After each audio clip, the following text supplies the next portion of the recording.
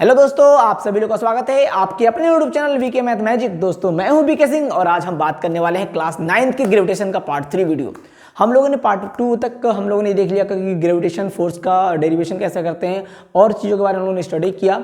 आज हम करने वाले हैं उससे आगे की चीज़ों के बारे में स्टडी, जो हमारा पार्ट 3 वीडियो होगा ग्रेविटेशन का क्लास 9th के लिए।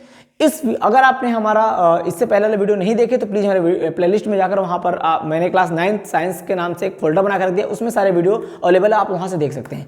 इस वीडियो को स्टार्ट करने से पहले छोटा सा एंटरटेनमेंट, जैसा कि हम लोग हमेशा हर वीडियो में करते हैं। अब तेरे बिन जी लेंगे हम, जहर जिंदगी का पी लेंगे हम। अब तेरे बिन जी लेंगे हम, जहर जिंदगी का पी लेंगे हम। क्या हुआ जो एक दिल टूट गया, क्या हुआ जो एक दिल टूट गया।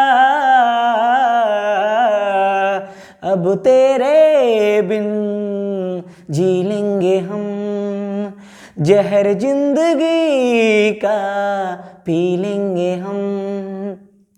अब तेरे बिन जी लेंगे हम। तेरी आस की भी ये क्या रंग लाई, वफा मैंने की तूने की बेवफाई। मेरी भूल थी कि मैं क्या चाहता था, मैं एक बेवफा शेवफा चाहता था, बेदर्द बेमुरब्बत। इसी गाने के साथ स्टार्ट करते हैं आज का वीडियो। आज का वीडियो हमारा बहुत भन्नाट होने वाला है। आज हम लोग पढ़ने वाले हैं फ्री फॉल, जिसको हिंदी में बोलते हैं मुक्त पतन। फ्री फॉल किसे कहते हैं? तो जैसा कि हम लोगों ने देखा था कि कोई चीज पृथ्वी पे गिर रहा था, तो वो क्यों गिर रहा है? क्योंकि पृथ्वी का जो ग्रेविटेशनल फोर्स है वो अपने केंद्र की, जो पृथ्वी है हमारा, वो किसी भी चीज को अपने फोर्स के थ्रू अपने केंद्र की ओर क्या खींचता है। तो अब मान लीजिए सपोज दैट कि हमने बोला कि हमारा, चलिए क्या कहते हैं कि ये हमारा अर्थ है और यहाँ से हम यहाँ छत पे, हम यहाँ पे हमारे छत है, मान लो हम यहाँ पे छत है मेरा, यहाँ पे हम लोग खड़े हैं। यहाँ से जब जैसे हम इसको यहाँ पे छोड़ेंगे तो यहाँ पर, तो जैसे मान लो कि अभी यहाँ पे है, तो उसका मैं बात करूँ यहाँ पर वेग की, तो यहाँ पर जो हमारा इनिशियल वेलोसिटी वो 0 है, यानी प्रारंभिक वेग तो 0 है। लेकिन जैसे वो छूटता है तो जो रोटेशन करता है, जो गति कर, जो मूविंग करता है, गति करता है, वो किसके थ्रू करता है? वो ऐसा लगता है कि इसको पृथ्वी इसको चुंबक की तरफ खींच रही है। जैसा सपोज दैट मान लो कि ये मार्कर है, अगर हम छोड़ेंगे तो भाई वो नीचे क्यों गिरता है? ये ऐसा लगता है कि इसको कोई अपनी तरफ खींच रहा है, चुंबक की तरफ खींच रहा है। तो यानी कि जब कोई हमारा ऑब्जेक्ट या जब कोई हमारा वस्तु गुरुत्वाकर्षण बल या बोल सकते हैं कि ग्रेविटेशनल फोर्स के अकॉर्डिंग या अंडर में मूव करता है, तो उसी प्रोसेस को हम क्या बोल देते हैं कि ये हमारा फ्री फॉल है।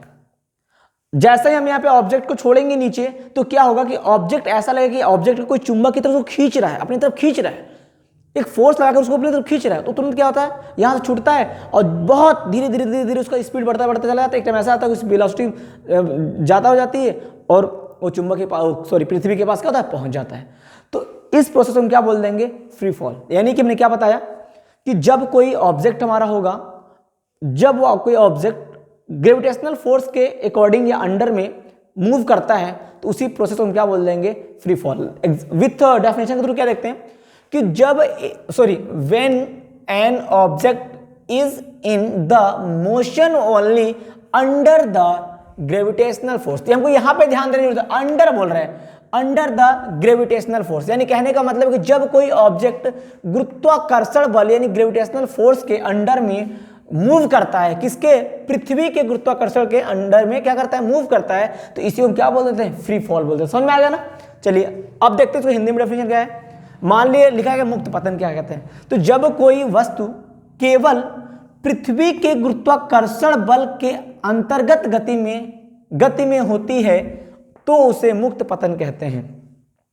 कि जब कोई हमारा ऑब्जेक्ट होगा जब वह अर्थ के ग्रेविटेशनल फोर्स के अंडर में मूव करे तो उससे प्रोसेस हम क्या बोल देंगे, फ्री फॉल बोल देंगे, या क्या बोलेंगे, मुक्त पतन। कि जब कोई हमारा वस्तु है, जैसे हमने उसको छोड़ा तो ऐसा लगता है कि उसको कोई यार अपनी तरफ खींच रहा है, तो क्या होता है कि पृथ्वी है, मैग्नेट की काम कर रही है यहाँ पर, और पृथ्वी और हमारे बीच में तो एक हमको पता है, आपको फोर्स काम करता है, कौन सा फोर्स है, तो ग्रेविटेशनल है। तो पृथ्वी क्या करेगा, अपने फोर्स के थ्रू उसको अपनी तरफ क्या करेगा, खींचेगा। तो जो उसमें प्रोसेस होती है, यानी कि वहां से पृथ्वी तक आने के, उसी में क्या बोल देते हैं, उस पूरे प्रोसेस को हम क्या बोलते हैं, फ्री फॉल। ठीक है ना, इसका स्क्रीनशॉट लीजिए।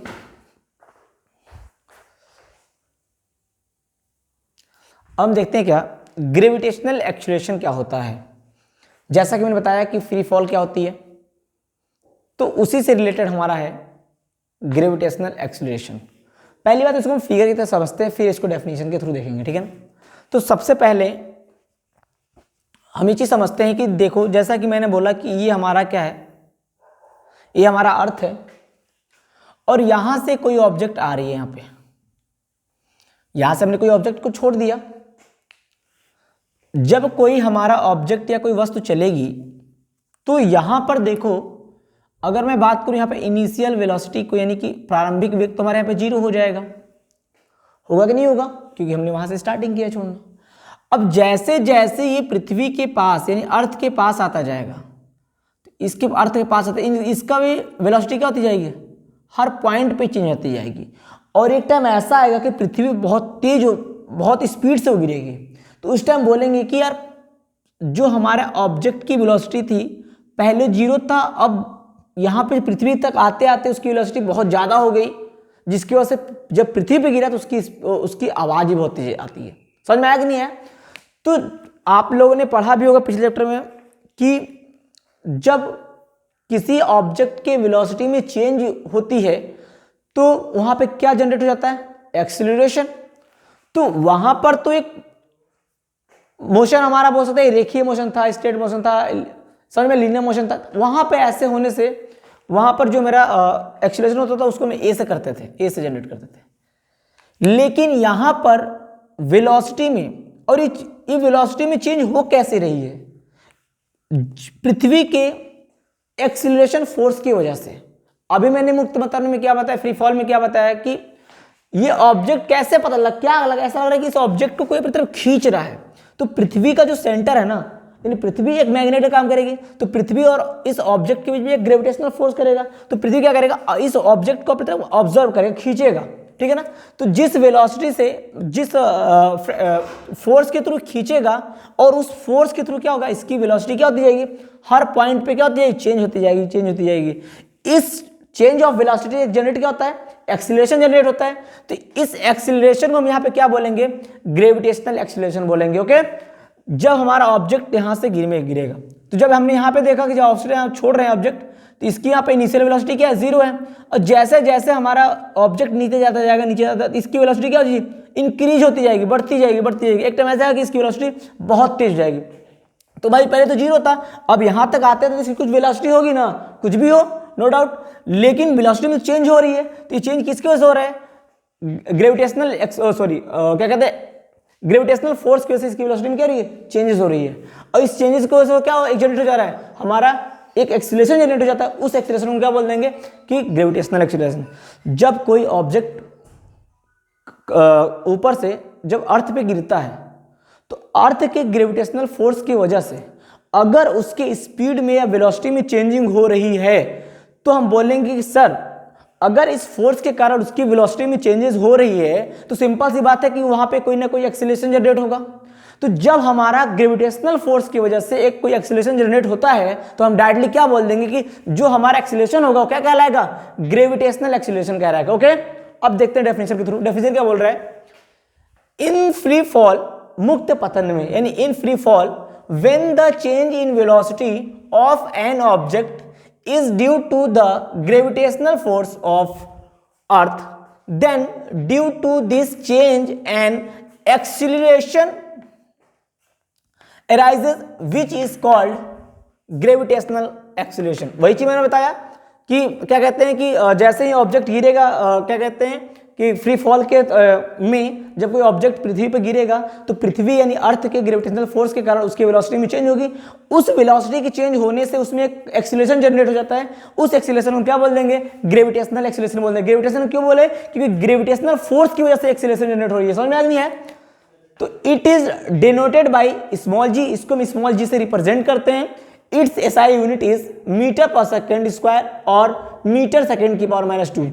It the value of G on earth is 9.8 metre per second, यानी कि जो स्मॉल जी होता है ग्रेविटेशनल एक्सीलरेशन को हम स्मॉल जी से रिप्रेजेंट करेंगे। इसकी जो एसआई यूनिट होती है वो मीटर पर सेकेंड स्क्वायर होता है और इसकी जो वैल्यू होती है कहां पर? पृथ्वी पर, वो क्या होता है?